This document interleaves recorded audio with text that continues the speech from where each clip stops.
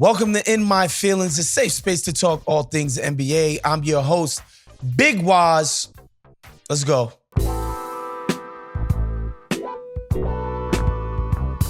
All right, folks, first up, let's get into fact or feelings. Fact or feelings. This is the greatest Minnesota Timberwolves team ever assembled.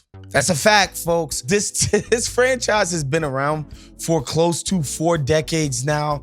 Quite famously, they've been pretty freaking inept the entire time. They made it to one conference finals during that KG year. I believe that was like 2004. Yeah, that's it. That's been the height of their success as a franchise. They've never made it back to the conference finals. Second round has been a struggle to get to. Just making the playoffs has traditionally been a struggle. And that they've assembled Anthony Edwards, Rudy Gobert, Karl-Anthony Towns, Mike Conley, Jaden McDaniels, et cetera, slow-mo.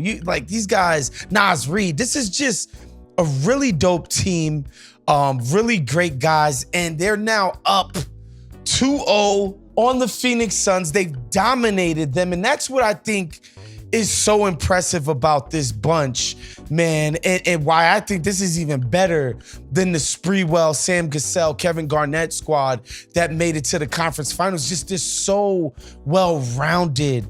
And the youth, the coaching, the passion, the tenacity, what they're doing to this Phoenix team on defense, a Phoenix team that was assembled to be an offensive juggernaut. That's their reason for being. That's the theory of the case for this particular version of the expensive-ass Phoenix Suns, and that they are grinding their offense into dust as a collective. And Edwards was average in game 2. Karl Towns, their all-star, was average in game 2.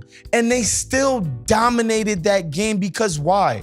Their defense is bona fide elite. They forced 20 freaking turnovers on their team. Brad Beal, Devin Booker combined for 10 turnovers between them. That's what their guard rotation is doing.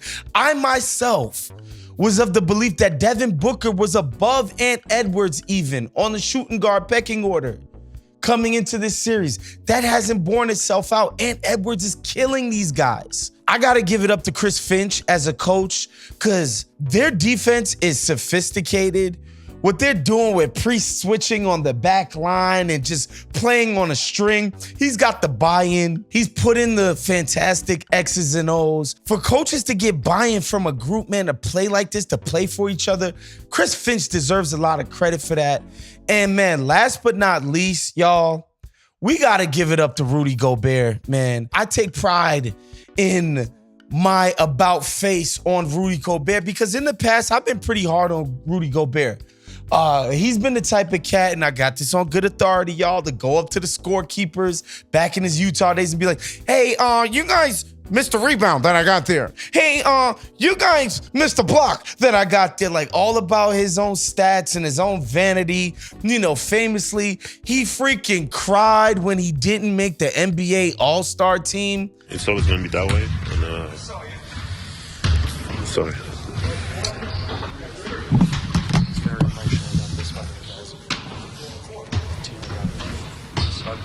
Not going to relitigate the old Rudy.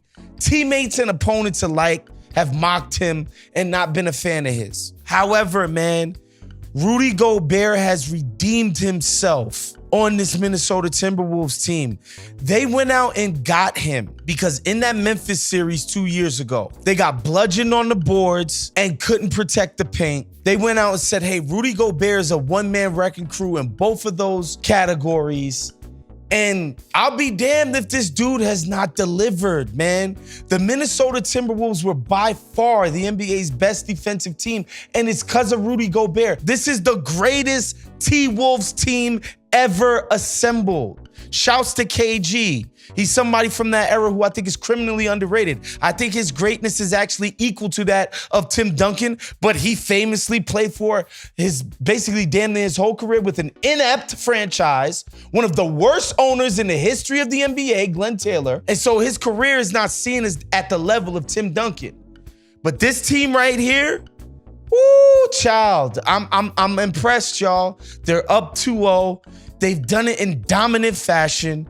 I don't see how Phoenix turns this thing around. They're headed to the second round. This is the greatest team in Minnesota history, y'all.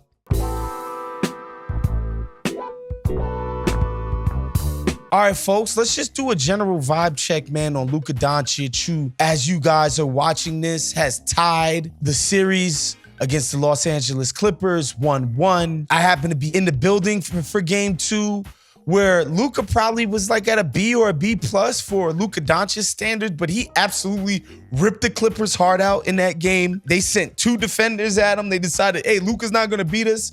And he made the right reads, and God bless his teammates for stepping up. But I gotta say, man, after watching this Clippers team and Kawhi, all his shots are short. He's coming off of an injury, and Paul George can't dribble past Maxi Kleber or Luka Doncic for that matter. And James Harden has never looked as washed. We're past the honeymoon phase with Luka Doncic. He's no longer this cutesy little, cuddly little rising star. He's here. And this Clippers team is there to be dealt with. And it's of my opinion that Luka needs to deal with these guys. I don't want to hear about the shortcomings of his teammates. Look, it's not the most well-rounded, well-balanced roster. But Kyrie looks great. He's their most energetic, feisty person on the team. This guy plays with so much activity. He's had so much buy-in. I swear to God, there's times where these people forget Kyrie's even on the floor. And this guy is completely bought into what they're doing. And all the problems that he's had in the past are behind him. And we got to give Kyrie his props for that. Kyrie is functioning within a team concept that does not make him the central focus. And he's thriving. And I want to give him all the props for that because I've been pretty hard on Kyrie in the past. But Luka, this is your time, man. We checking in on you because you got to do it.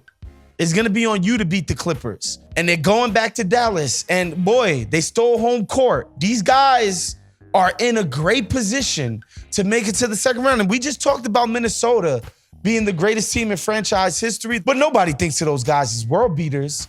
This is Luka's moment.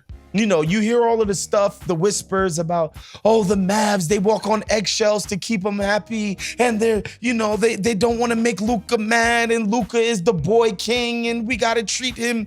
We got to speak with bated breath. And because Luka is so special. And prove that you worth all of that hassle, Luka.